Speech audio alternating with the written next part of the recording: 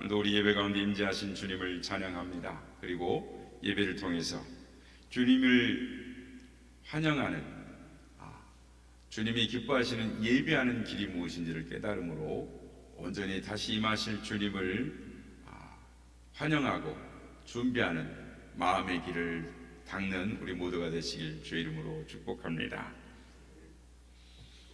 우리나라의 길 중에서 가장 사연이 많은 도로가 있는데, 그 사연이 많은 길 도로가 이 경부고속도로라고 합니다.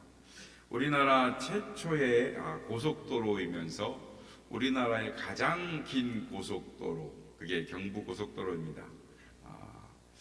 이 도로에 이런 뒷이야기가 있는데요, 한 번쯤 들어보신 분도 계실 겁니다. 박정희 대통령의 경제개발 5개년 계획으로 이 물동량이 많아졌는데 도로가 없는 것입니다. 작은 도로밖에 없고 도로가 조금 미개국 수준의 도로였습니다. 그래서 우리나라의 최대 항구인 부산에서 최대 서울인 서울로 물동량을 옮기는 데에, 연결시키는 데에 고속도로가 불가피했습니다. 그런데 우리나라에서 이 고속도로를 경험한 회사는 단지 정주영 회장만이, 현대건설만이 가지고 있었습니다. 그러니까 태국에서 고속도로를 건설한 경험이 있었기 때문입니다. 그래서 박 대통령이 정 회장에게 고속도로 건설 계획을 준비시켰습니다.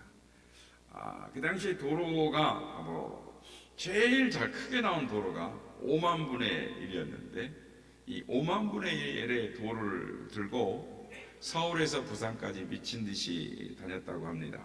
한 달가량을 아예 길에서 먹고 자고 했다는 것입니다. 드디어 1968년 2월 1일 이 첫 발파음이 터지면서 우리나라 최고의 고속도로가 닦여지기 시작했습니다. 정 회장이 참 어려운 위치에 있었습니다. 공기도 단축해야 하고 국가의 이익도 되어야 하고 기업의 이윤도 남겨야 하고 길도 잘 닦아져야 했습니다.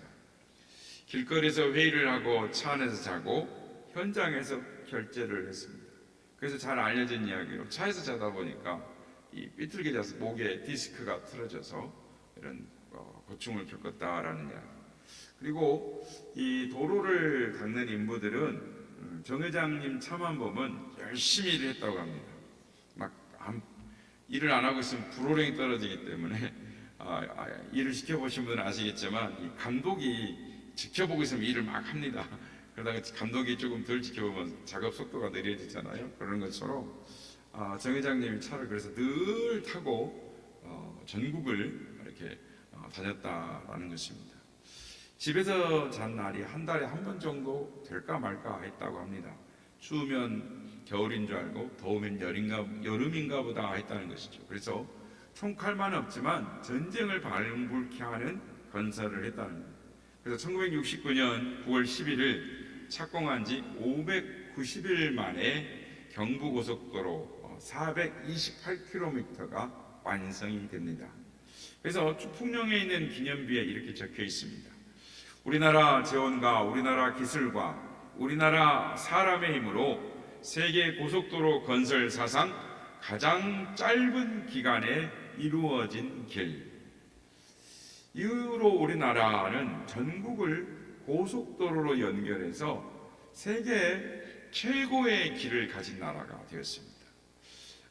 이제는 이 바다도 터널을 뚫고 또 바다에 다리도 놓고 도로 곳곳에 휴게소가 있습니다.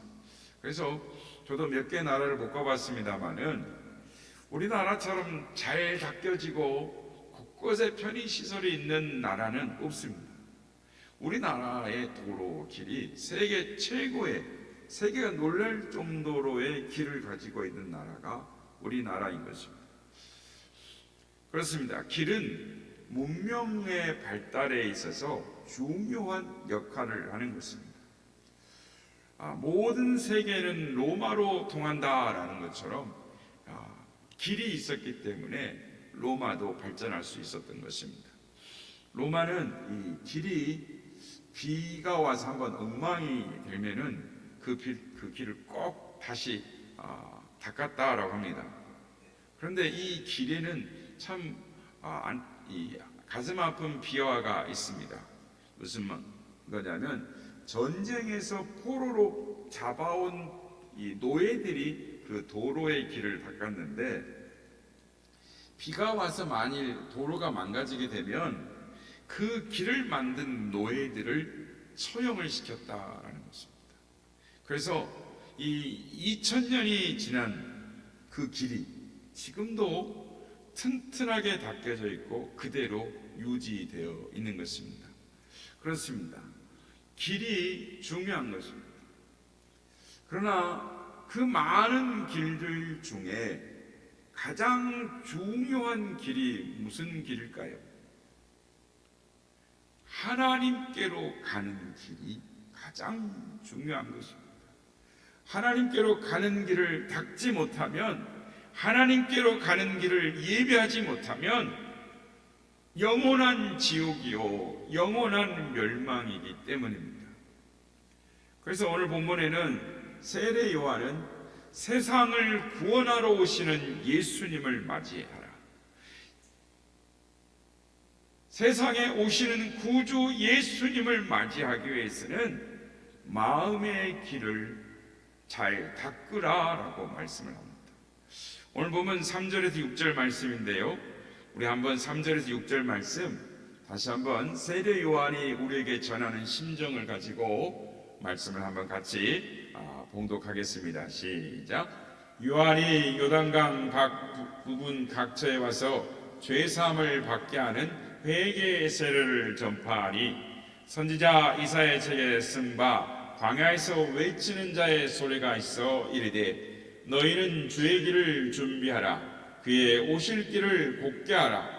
모든 골짜기가 메어지고 모든 산과 작은 산이 낮아지고 굽은 것이 곧아지고 험한 길이 평탄하여질 것이요 모든 육체가 하나님의 구원하심을 보리라 함과 같으니라. 아멘.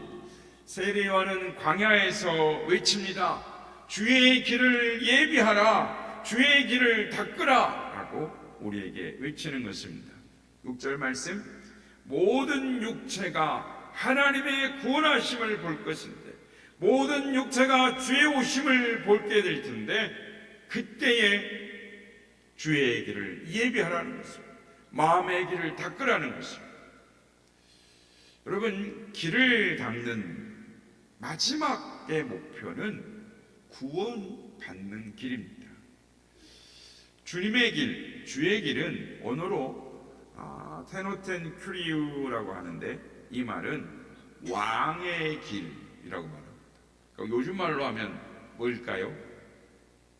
고속도로입니다. 요즘 말로 말하면 고속도로예요. 길이라고 다 길이 아닌 것입니다. 지방도가 있고 국도가 있고 고속도로가 있죠. 그런 것처럼 문명의 길이 있고 인생에 가는 길이 있습니다. 하나님께로 가는 길, 그 길이 길 중에 가장 중요한 길인 것입니다. 하나님께로 가는 길을 잘 닦으려면 어떻게 해야 하겠습니까? 그 비결을 오늘 본문에서는 세례 요한이 우리에게 제시해 주고 있습니다. 첫째, 골짜기를 메워야 합니다. 오늘 5절 말씀 보면 너희는 주의 길을 준비하라, 그의 오실 길을 곧게 하라. 그리고 5절에 모든 골짜기가 메워지고 라고 말씀합니다. 이 골짜기가 있으면 어떻게 됩니까? 건너가기가 어렵습니다. 골짜기가 있으면 낮은 곳을 도도해야 하는 것입니다. 누구에게나 메워야 할 골짜기가 있습니다. 사람들과 어울리지 못하게 하는 골짜기 있고, 하나님께 가까이 갈 수 없게 하는 골짜기도 있는 것입니다. 아담과 하와 사이에는 골짜기가 없었습니다. 그런데 마귀가 와서 하와에게 선악과를 따먹게 했고, 하와는 아담에게 따먹게 했습니다. 그래서 부부 사이에 골짜기가 생겼습니다. 하나님과의 사이에도 골짜기가 생겼습니다. 그래서 마귀를 헬라어로 디아볼로스라고 하는데, 이 말은 고를 만드는 존재라는 말입니다. 마귀는 하나님과 사람 사이에 골짜기를 만드는 것입니다. 틈을 만드는 것입니다. 이단들이 그렇습니다. 신천지 또는 하나님의 교회 우리 주변에 많이 있습니다. 그들이 성경 공부를 한다고 사람들을 끌어모읍니다. 그리고 나서 기성교회의 안 좋은 것들을 지적합니다. 목사들의 비리를 들춰냅니다. 그래서 자기가 나가는 교회의 목사의 설교가 들리지 않게 합니다.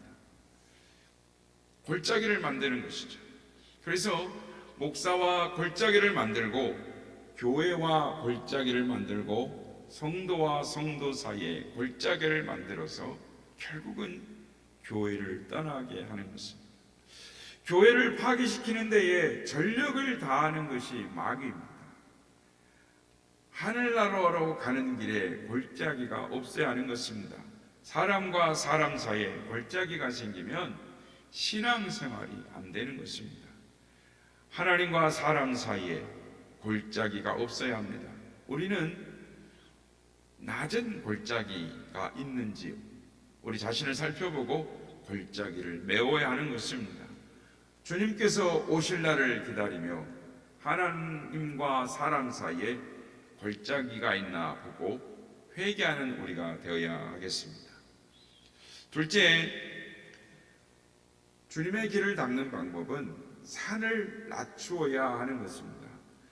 모든 산과 작은 산이 낮아지고 라고 말씀을 합니다.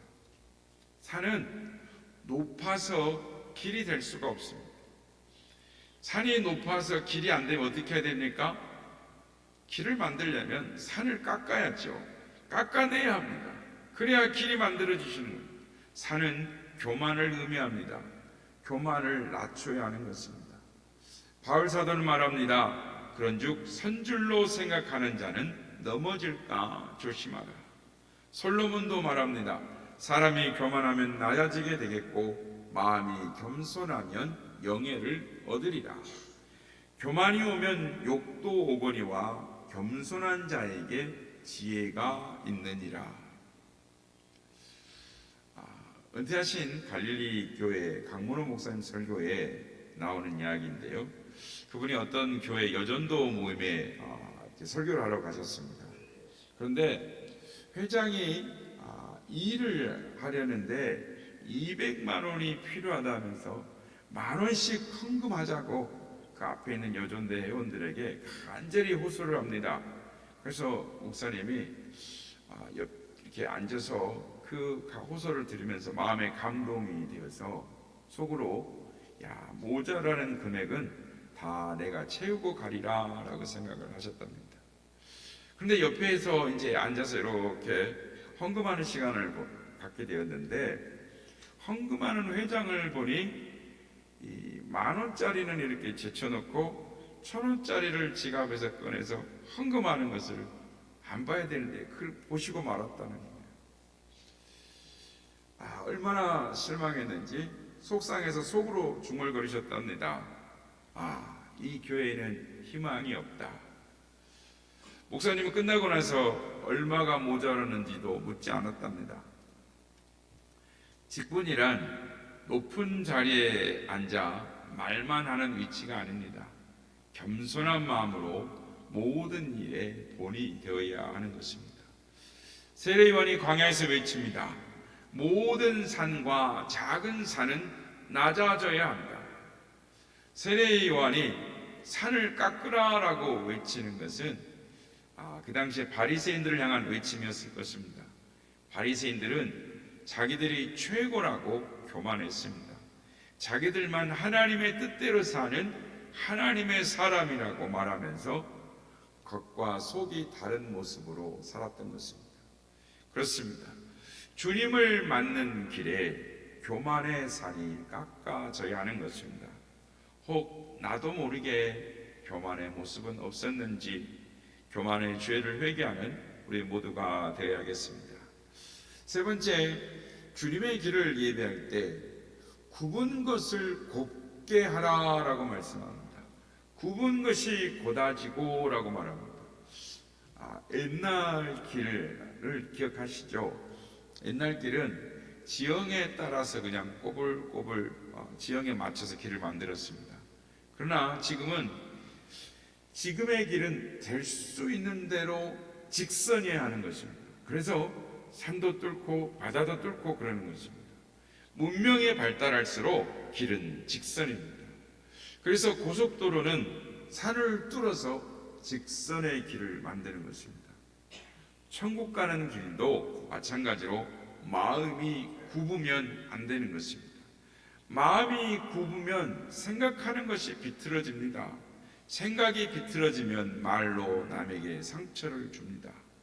같은 사건도 정상적인 사람은 바르게 보는데 마음이 굽은 사람은 삐딱하게 보는 것입니다.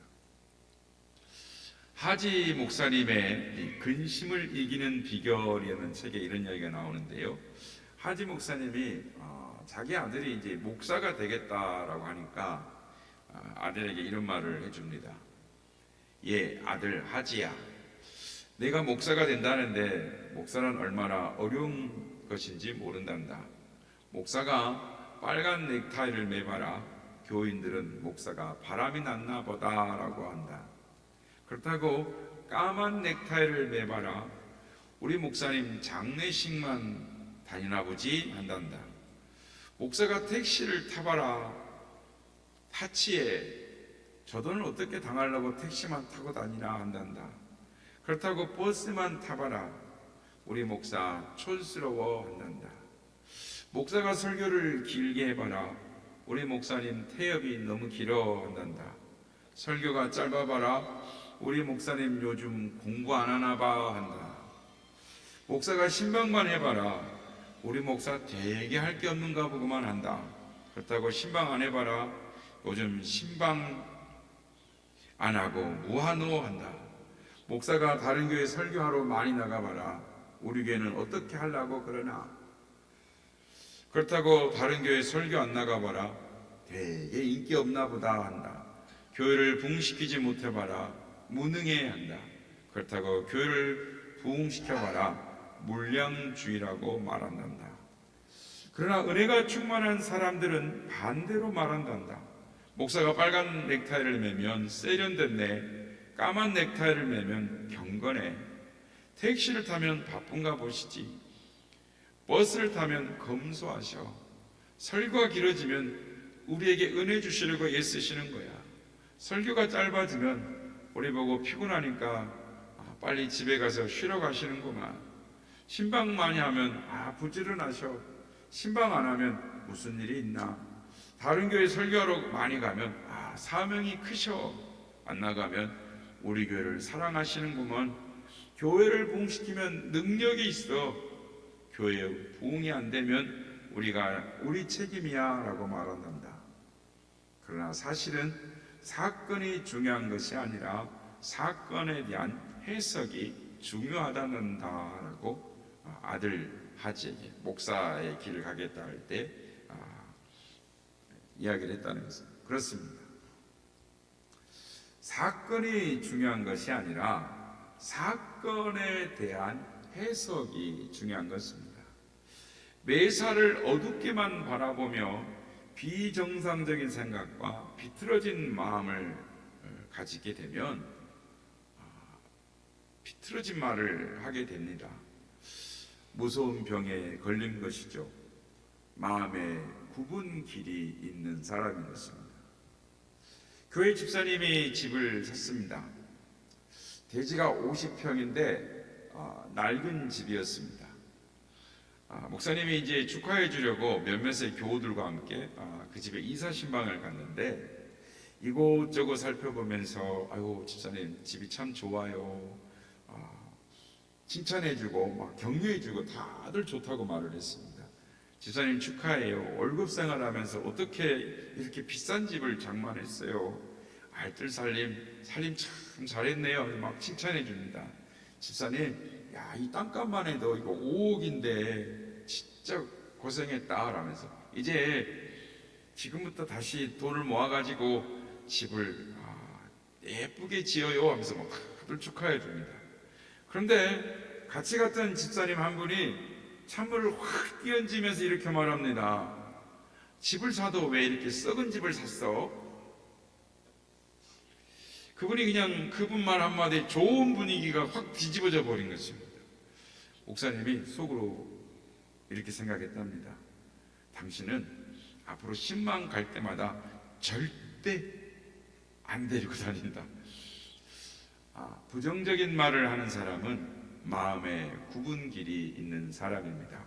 곱게 펴야 하는 것입니다. 세례 요한이 굽은 길이라고 할 때는 이 사두개인들을 두고 한 말입니다. 사두개인들은 하나님 나라, 하늘나라를 부인했고 천사도 없다고 했습니다. 부활도 없고 오직 현세뿐이었습니다. 그래서 영적인 사람들을 공격하고 항상 마음을 아프게 하는 말을 했습니다. 이런 마음의 길로는 주님을 모시기가 어렵습니다. 매사를 우리는 어떻게 바라보고 있는지 우리 자신을 돌이켜보고 곧은 길, 바른 길을 닦는 우리가 되어야 하겠습니다. 마지막으로 험한 길을 평탄하게 해야 합니다. 험한 길이 평탄하여 질 것이요 라고 말씀합니다. 하늘 가는 길을 평탄하게 닦아야 합니다. 험한 것을 그대로 두면 차도 다닐 수 없고 사람도 제대로 다닐 수가 없습니다. 길에 장애물이 깔려 있으면 울퉁불퉁 언제 사고가 날지 모르는 것입니다. 즉 험한 얼굴, 험한 말을 하는 사람은 무섭습니다. 한번 화나면 무서운 사람이 험한 사람입니다. 화나면 무서워요 하는 이런 길은 좋지 않은 길입니다. 언제 폭발할지 모르는 길은 불안한 길입니다. 성 어거스틴을 가르친 선생님이 계시는데 그분이 안토니우스라는 선생님입니다. 그분은 한결같은 분이었습니다.